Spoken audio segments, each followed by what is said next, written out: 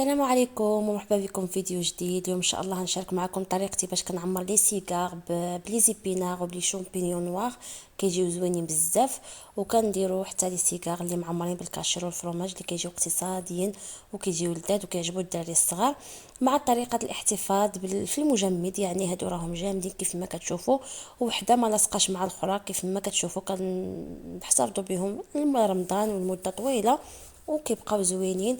ندوزو لطريقه التحضير اللي هي ديال لي زيبينار. اول حاجه هناخذوا لي زيبينار ديالنا يكونوا طريين، اللي هنغسلوهم طبعا جيدا في الماء. كنعاودوا ليهم الماء جوج وثلاثه المرات حتى ما كيبقاش فيهم التراب نهائيا، وكنقطعهم بحال شكل البقوله باش كنوجدوهم لهاد الوصفه هذه. وكنحتاجوا الشامبينيون نوار اللي هو كيكون يابس، وكنديروه في الماء طايب حتى كيتنفخ بهذا الشكل. من بعد ما تنفخ درتو في الشبكه وكيقطر. والمعدنوس والقزبور لا حتى هو نحتاجو بكميه وفيره، يعني قبطه كبيره ديال القزبر والمعدنوس بهذا الشكل هذا. وهنقطعوهم القزبر والمعدنوس وحتى لي زيبينار كنقطعوهم بحال شكل البقوله. بالنسبه لي زيبينار البنات كنطيبهم في الكوكوط، ما كنفورهمش، يعني كنديرهم في الكوكوط نيشان. كنحك عليهم جوج دريسات اولا ثلاثه ديال الثومه، وكنديرهم يطيبوا بلا ما بلا حتى شي حاجه على بوطه مهيله. تقريبا 5 دقائق كتصفر عليهم البوطه صافي كيكونوا واجدين. من بعد كنديروهم يقطروا في الشبكه، وكندوزو باش نسوطيوهم في المقله مع شويه ديال زيت الزيتون وشويه ديال الزبده. هذه هي الطريقه باش كنطيبوا لي زيبينار، يعني بلا ما تفوروهم ديروهم نيشان في الكوكوط راهم كيطيبوا. غير قللوا البوطه حيت هما اصلا كيطلقوا الماء. ومن بعد كديروهم في الشبكه يقطروا صافي. من بعدها ندوزو نسوطيوهم في شويه ديال الزبده وشويه ديال زيت الزيتون. الملحه ما هنديروهاش البنات حيت كنعمروهم بالجبن. كنخلطوا هاد لي زيبينار بالجبن اللي كيكون مالح، فما ديروش الملحه نهائيا. صافي من بعد ما كنحسوا بديك لي زيبينار بداو ينشفوا، كنزيدوا ديك شويه ديال الشامبينيون نوار اللي قطعنا، وكنزيدوا شويه ديال الابزار. صافي هادو هما التوابل اللي غنديروا في هاد لي زيبينار ديالنا. اصلا هما المذاق ديالهم كيكون باين، يعني بلا ما كنحتاجوا بزاف ديال العطريه او هذا، فهما كيكونوا باينين في المذاق بلا ما نفسدوا لهم المذاق ديالهم بالخرقوم او بشي حاجه. فقط الابزار، الملحه ما نديروهاش. وحتى ديك الشامبينيون نوار راه كيعطي واحد اللذه زوينه. صافي هنخليهم يتشحروا بهذا الشكل، ومنين نحسوا بهم نشفوا صافي هنطفيو عليهم البوطه وغنخليهم يبردوا. خصهم يبردوا تماما عاد باش ندوزو باش نزيدو عليهم ديك الجبن.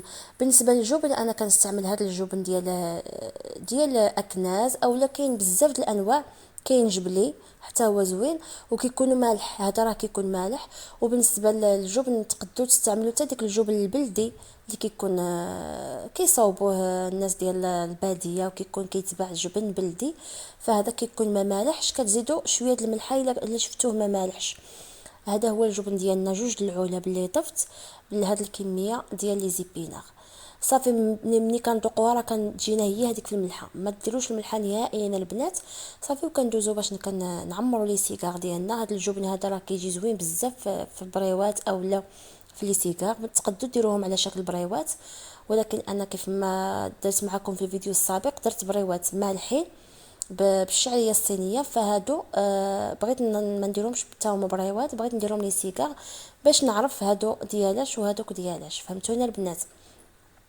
هذه هي البنات الطريقه ديال تقطيع الورقه. كيف ما قلت لكم كنقطعوا على جوج وكنوليو نقطعوا كل نص على جوج، يعني كنقطعوا الورقه على 4 على شكل مثلثات باش كتجينا لي سيكار هما هذوك. وبالنسبه للورقه راه ما كتطيحش لينا نهائيا وكتبقى لينا، يعني كنستهلكوها كامله.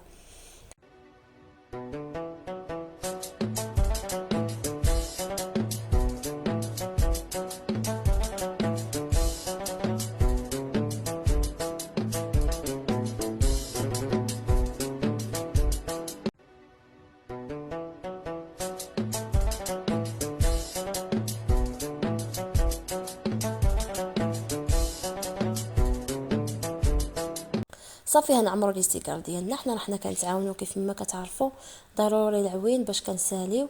وبالنسبه لهاد لي سيكار ديال لي زيبينار وديال الجبن راه ما كيكونوش عامرين بزاف، حيت راه كيكونوا كيقهموا. راكم عارفين الجبن كيكون كيقهم، فما كنعمروهمش بزاف وكيجيو صغيورين. من الاحسن يجيو صغيورين. صافي كنكملوا بالشكل هذا كيف ما كتعرفوا كنعمروا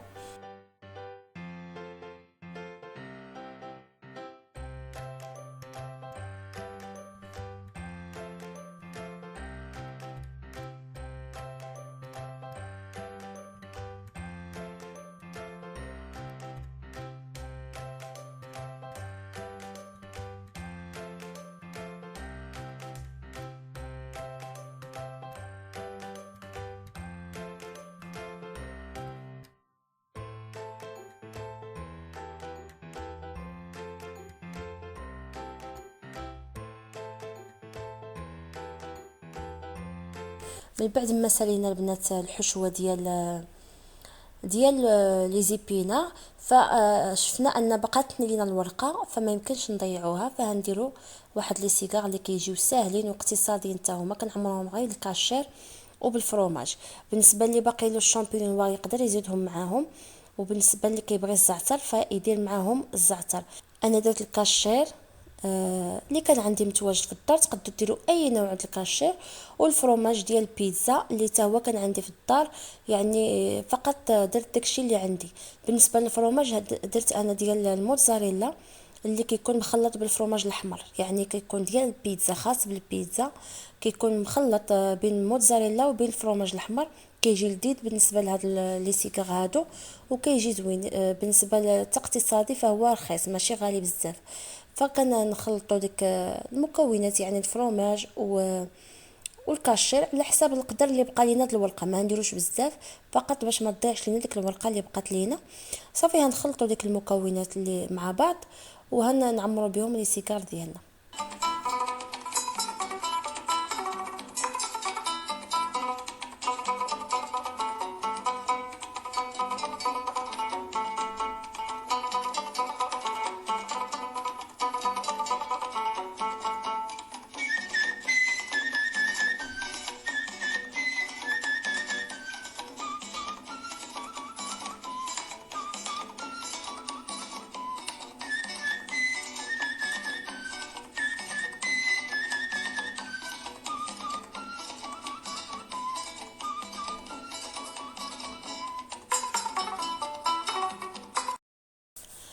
صافي البنات، من بعد ما هنعمروا ديك الورقه اللي بقات لينا الحشوه العجيبه الاقتصاديه السريعه، يعني درناها في الحين.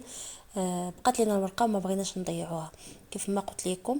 صافي هنكمل هاد لي سيكار هادو وهندوز باش نجمد البنات هاد لي سيكار كاملين البريوات كنجمدهم في الكونجيلاتور، يعني في البلاطو، ما كنديرهم لا في ميكا لا في بلاستيك لا في طاسه لا والو، يعني كنجمدوهم في البلاطو اللي كيكون ديال القهوه، يعني باش كنقدموا اتاي او هذا بحال هذا البلاطو اللي عندي انا، او البلاطويات ديال البلاستيك كنستفهم وكنديرهم يجمدوا.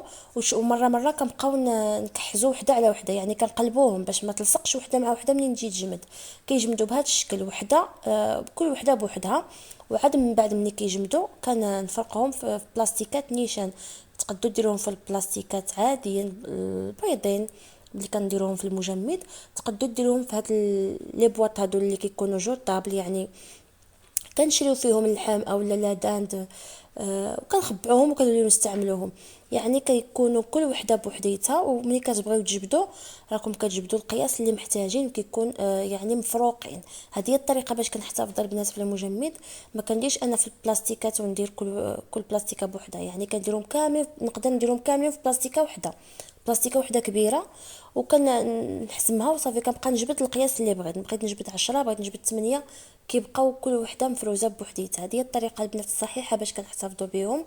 نتمنى يعجبكم الفيديو. شكرا لكم البنات بزاف على التعاليق ديالكم الزوينه، وما تنساوش تشجعوني باللايك ديالكم وبالاشتراك في القناه الا كنتم مازال ما مشتركينش. شكرا لكم على المتابعه، ونتلاقاو في فيديو اخر ان شاء الله.